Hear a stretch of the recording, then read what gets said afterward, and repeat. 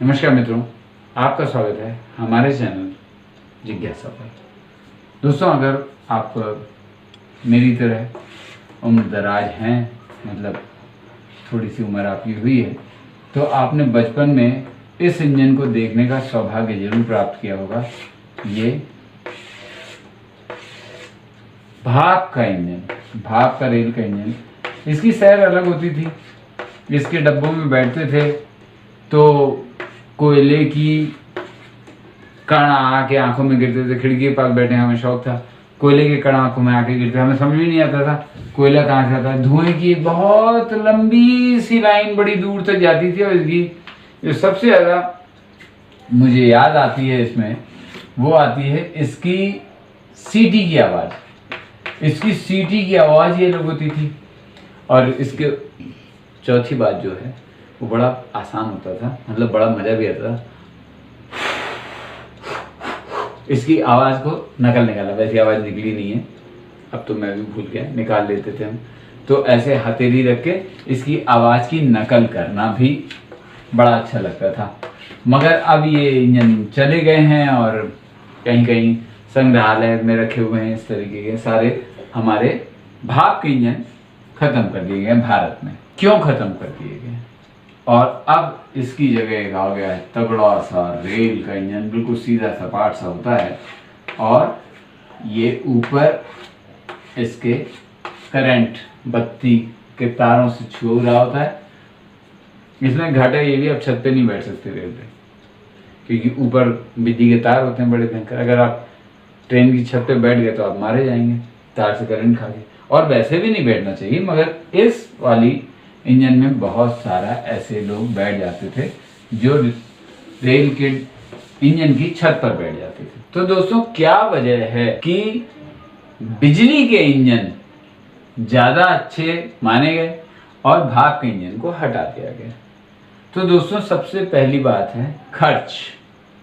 आप कहेंगे बत्ती तो बहुत ज़्यादा खर्च होती, मगर बत्ती बहुत ज़्यादा खर्च होके भी उससे कम होती है जो इसमें कोयला जलता था।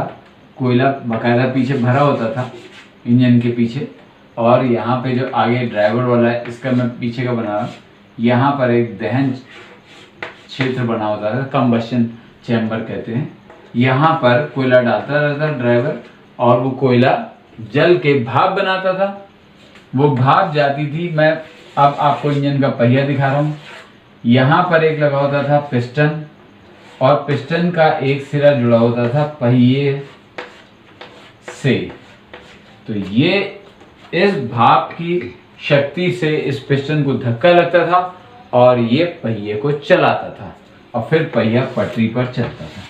लेकिन ये पहिया बहुत भारी और बहुत मजबूत रखना पड़ता था, क्योंकि इसी पे पूरे, देखा जाए, रेलगाड़ी इस पर निर्भर थी। एक जो आगे मुख्य पहिया होता है जो पिस्टन से चलता था, आप पुराने भाप के इंजन का फोटो देखिए, आपको मेरी बात समझ में आएगी। तो उसको बहुत मजबूत रखना पड़ता था। और दूसरे ये भी ध्यान रखना पड़ता था चलाते हुए कि जब आप चला रहे हैं तो पहिया ठीक घूमे। बहुत ज्यादा अगर घूम गया तो पहिए और पटरी के बीच का घर्षण इतने नहीं होता कि वो उसे रोक सके। फिर वो क्या करेगा कि वो वहां फिसलना शुरू कर देगा, अगर घर्षण, शुरुआती घर्षण नहीं है तो।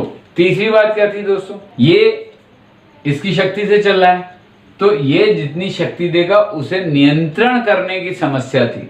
इतना नहीं कि आपने भाप उतनी ही भेजी जितनी जाए, हालांकि नियंत्रित कुछ हद तक हो सकती है, लेकिन भाई कोयला तो जल ही रहा है, वो तो उतनी भाप बना ही रहा है। अगर आप उसे नहीं ले रहे तो इधर से निकल जाएगी भाप, उधर से निकल जाएगी भाप। इकट्ठे करने की कोई जगह या कोई खाना या कोई चैम्बर नहीं था। तो अंततः क्या होता था कि अगर इंजन धीरे चल रहा है तो आपकी काफ़ी ऊर्जा नष्ट भी हो रही है, ये घाटा होता था। अब इलेक्ट्रिक इंजन की बात देखते हैं, जो बत्ती की पावर से चलता है। बत्ती की पावर से चलता है दोस्तों, उसमें एक और फायदा है। उसमें जैसे पहियों का, आप इसको इंजन को ऐसे देखिए तो इसमें पहियों का नीचे जो सेट होता है ना, इसमें अपने व्यक्तिगत यानी अलग अलग मोटर भी लगे होते हैं इन्हें घुमाने के लिए। तो एक तरीके से हर पहिए को एक मोटर मिली होती है। पूरे इंजन में जो ऊपर से तार से बत्ती आ रही होती है, पूरे इंजन को मिलती है, इंजन को मुख्य रूप से ऊर्जा मिलती है और इसके पहियों को ऊर्जा अलग अलग दी जाती है। तो क्या होता है कि पूरा इंजन बहुत अच्छी तरह से समायोजित रहता है इस शक्ति को, बिजली की शक्ति का उपयोग करने के लिए। और जैसे उस इंजन में था, भाप के इंजन में, कि भाप के इंजन में अगर ट्रेन हल्की भी चलानी है तो भी काफी हद तक कोयला थोड़ा सा कम लगेगा, मगर हल्की करनी है, तेज करनी है तो ऐसा नहीं कर सकते बीच में कोयला डालना कम कर दें फिर ज्यादा कर दें। तो उसके लिए कोयला करीब करीब ज्यादा ही लगता था और अच्छा खासा कोयला, प्रदूषण होता था। एक और सबसे बड़ा घाटा है, इसमें प्रदूषण होता है लेकिन बहुत बहुत बहुत कम प्रदूषण होता है। दूसरे, इसकी पहियों को घुमाने की दर जो होती है वो बहुत जबरदस्त होती है।